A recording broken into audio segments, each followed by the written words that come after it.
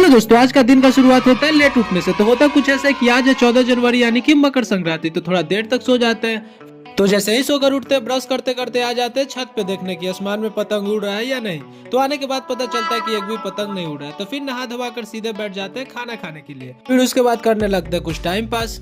तो गाइस घर पे भी कोई नहीं है, तो अकेले मन ही नहीं लग रहा है, तो चलते हैं कुछ बनाते हैं, देखते हैं किचन में जाकर। तो जैसे ही किचन में आते हैं तो किचन का हालत देखकर तो कुछ समझ ही में नहीं आता, यानी कि मम्मी नहीं रहती है तो किचन का ऐसा ही हालत ही रहता है। तो फिर देखते हैं कि दूध रखा हुआ और सुबह से तो दूध ही दही खा रहा है। तो फिर क्या चाय पीने का मन करता है, तो चाय बनाने के लिए सबसे पहले दूध खौलाते हैं, फिर उसके बाद डालते हैं इसमें चाय पत्ती, फिर उसके बाद डालते हैं चीनी, फिर कुछ देर इसको खौलाने लगते हैं और देखते देखते ही पूरा खोलने लगता है। तो फिर हम चले जाते हैं दुकान में।